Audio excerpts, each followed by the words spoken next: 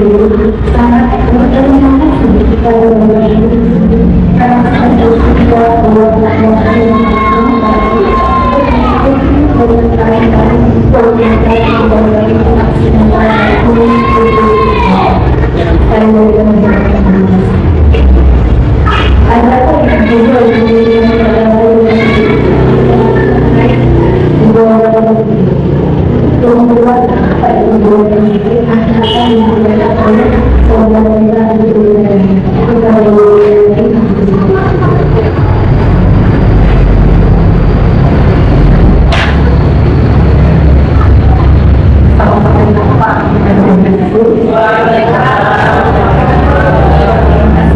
saya melanjutkan memaparkan tentang budaya positif, saya ingin mengucapkan banyak terima kasih kepada Bapak Ibu guru yang sudah berkenan hadir dalam forum diskusi tentang budaya positif, khususnya kepada kepala sekolah yang sudah mendukung sepenuhnya, sehingga insya Allah forum diskusi ini akan berjalan lancar dengan penerapan budaya positif dapat terlaksana di sekolah kita.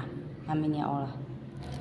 Baiklah Bapak Ibu, saya tidak akan memperpanjang mukadimah saya. Saya akan langsung memaparkan apa itu budaya positif. Namun sebelum saya memaparkannya, saya ingin terlebih dahulu memberi sekilas apa itu pendidikan menurut Ki Hajar Dewantara. Pendidikan adalah menuntun segala kodrat yang ada pada murid agar mereka dapat mencapai keselamatan dan kebahagiaan yang setinggi-tingginya, baik sebagai manusia maupun sebagai anggota masyarakat. Sedangkan pendidik adalah guru yang terampil dalam memimpin pembelajaran yang berpihak pada murid demi kemajuan pendidikan dan sehingga dapat menghantarkan murid mencapai kebahagiaannya yang setinggi-tingginya. Nah, itulah sekilas tentang pendidikan menurut Ki Hajar Dewantara. Sekarang saya akan melanjutkan apa itu budaya positif. Budaya positif di sekolah yaitu nilai dan kebiasaan di sekolah yang berpihak pada murid agar mereka dapat berkembang menjadi pribadi yang kritis, penuh hormat dan bertanggung jawab sesuai dengan profil pelajar Pancasila. Dalam membangun budaya positif, sekolah dapat menyediakan lingkungan positif, aman, nyaman agar murid mampu berpikir, bertindak dan menciptakan dengan merdeka, mandiri dan bertanggung jawab. Adapun tujuan penerapan budaya positif di sekolah yaitu 1. Menanamkan rasa syukur kepada Tuhan Yang Maha Esa. 2. Menanamkan rasa tanggung jawab. 3. Memotivasi murid melakukan budaya positif dengan motivasi internal. 4. Menciptakan pembelajaran yang berpihak pada murid. 5. Menyelesaikan masalah dengan penerapan restitusi posisi kontrol dan segitiga restitusi. 6. Suasana kelas aman, nyaman, dan menyenangkan. Nah, berikut contoh penerapan budaya positif di sekolah. Salah satunya adalah penerapan kata sakti seperti permisi, minta tolong, maaf, dan terima kasih. Kemudian contoh budaya positif lainnya yaitu kita bisa membuat poster-poster di dalam kelas seperti aku senang berbuat baik. Seperti itu. Kemudian Bapak Ibu, sebenarnya kita telah tanpa sadar telah menerapkan budaya positif ini di sekolah kita. Contohnya terlihat dari setiap pagi kita dengan anak-anak sudah melakukan bersalaman, menyapa, sapa, kemudian melaksanakan sholat duha berjamaah, kemudian melaksanakan baca yasin setiap Jumat pagi. Nah, ini adalah salah satu budaya positif yang harus terus kita kembangkan agar budaya positif ini bisa terbiasa dilaksanakan di sekolah kita sehingga menghasilkan pelajar atau murid yang sesuai, yang berakhlak mulia. Adapun unsur-unsur budaya positif yang perlu kita terapkan di sekolah kita adalah ada 6 budaya positif yang harus kita terapkan di sekolah kita, yaitu yang pertama disiplin positif, kedua keyakinan kelas, ketiga kebutuhan dasar manusia, empat hukuman dan penghargaan, lima restitusi posisi kontrol, 6 segitiga restitusi. Nah, Bapak Ibu, keenam budaya positif ini sangat penting atau perlu kita terapkan di sekolah kita. Kenapa sangat penting? Karena dengan menerapkan keenam budaya positif ini di sekolah, maka akan terciptalah pembelajaran yang berpihak kepada murid, nyaman, aman, dan menyenangkan. Sesuai dengan profil pelajar Pancasila dan harapan Bapak Pendidikan kita Ki Hajar Dewantara. Bapak Ibu, kami akan menerapkan keenam komponen atau unsur budaya positif ini, yaitu yang pertama adalah disiplin positif. Apa itu disiplin positif? Disiplin positif adalah kemampuan memerintah diri sendiri dalam mengontrol dan menguasai diri untuk memilih tindakan yang mengacu pada nilai-nilai yang kita hargai dengan penuh tanggung jawab tanpa terperintah orang lain. Nilai-nilai yang akan kita hargai adalah nilai kebajikan, sifat positif manusia yang merupakan tujuan mulia yang ingin dicapai setiap individu, yaitu nilai-nilai dalam profil pelajar Pancasila. Pun dimensi profil pelajar Pancasila itu ialah beriman, bertakwa kepada Tuhan Yang Maha Esa, berakhlak mulia, mandiri, bernalar kritis, berkebinekaan global, bergotong royong, dan kreatif. Dalam penerapan program disiplin positif, hendaknya guru memiliki standar kepribadian profesional dan sosial yang baik, di mana guru mampu merefleksikan dirinya dalam posisi kontrol dirinya sebagai among atau manajer yang menuntun murid-muridnya menjadi insan yang mandiri, merdeka, dan bertanggung jawab. Bapak Ibu, ada pun contoh keyakinan kelas yang mungkin bisa diterapkan di kelas Bapak Ibu masing-masing, yaitu seperti ini. Salah satunya adalah disiplin dan tepat waktu, 2 cinta kebersihan dan keindahan, saling tolong menolong, kemudian saling hormati, kemudian bertanggung jawab, berbicara sopan, dan mandiri. Kemudian keyakinan sekolah yang mungkin perlu diterapkan di sekolah kita, yaitu salah satunya adalah 1. Murid datang paling lambat 10 menit sebelum belajar dimulai. 2. Memakai pakaian seragam sesuai dengan waktu yang telah ditentukan. 3. Murid memberi surat keterangan dari dokter atau orang tua atau wali jika berhalangan datang ke sekolah. 4. Mengikuti semua pelajaran dan kegiatan yang sudah diwajibkan dengan tertib. 5. Semua pelajar wajib menjaga kebersihan lingkungan sekolah. 6. Bersikap sopan, saling menghormati kepada sesama teman, guru, dan warga sekolah lainnya. Bapak Ibu, dari keyakinan kelas, dari contoh keyakinan kelas dan keyakinan sekolah yang sudah saya sebutkan tadi, seandainya ini dapat dilaksanakan atau diterapkan di sekolah kita, terutama di kelas, mungkin pembelajaran yang menyenangkan, aman, dan berpihak kepada murid ini akan dapat kita laksanakan sehingga budaya positif juga dapat kita biasakan di dalam lingkungan sekolah kita.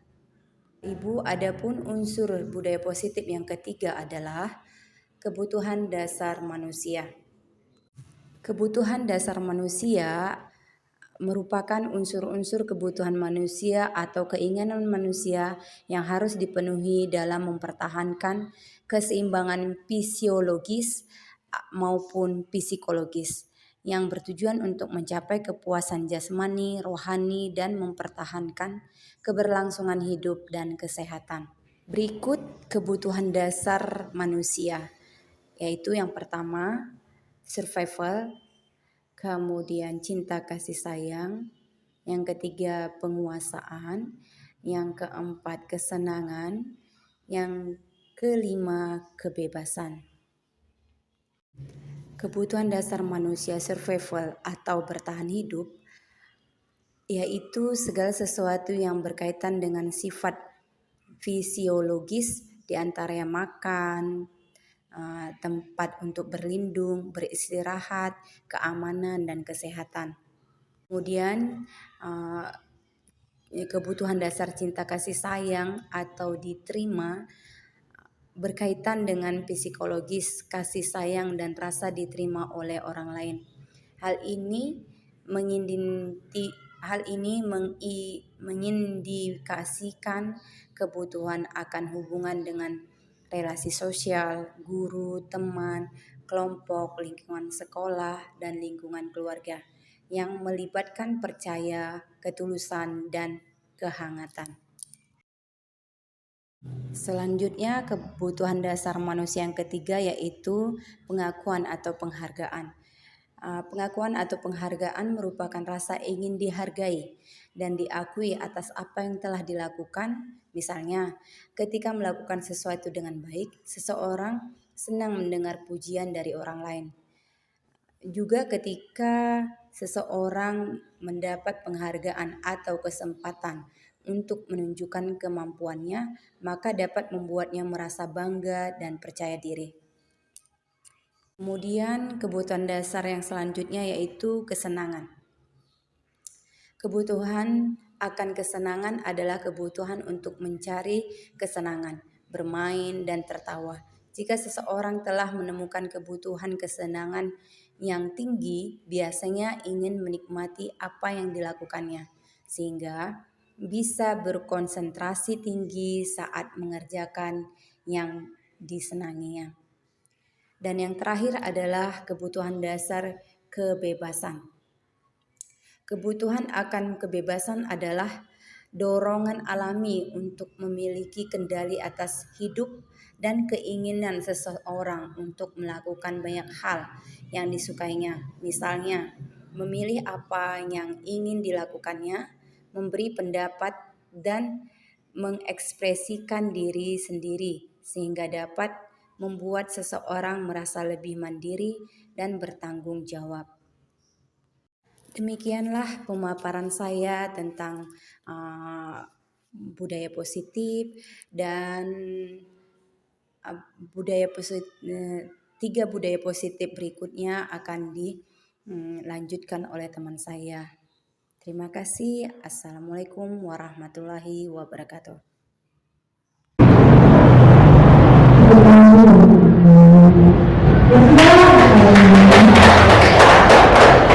Berikutnya dilanjutkan tiga komponen menarik budaya positif. Tadi sudah dijelaskan oleh kita misalnya tiga komponennya akan dijelaskan oleh saya. Ya, yang pertama ada motivasi bagaimana konsepsi dan definisi apa itu motivasi. Nah, motivasi itu terdiri dari ada tiga yang memotivasi kita untuk berperilaku. Yang pertama itu apa? Yang pertama itu adalah untuk mencari keuntungan atau ketidaknyamanan. Anak-anak kita itu rajin datang itu mereka tak suka lampu itu biasanya ada yang karena takut dibuat kalau banyak apa. Nah, itu jawabannya. Lalu ada untuk mendapatkan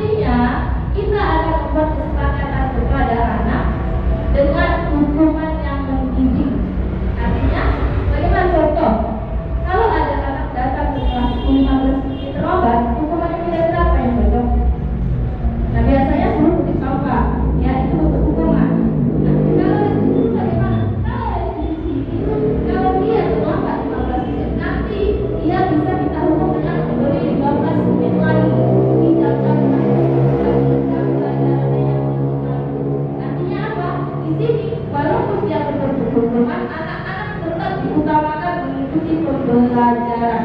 Jadi solusi yang terbaik untuk tindakan yang kurang tepat anak-anak di kelas itu melalui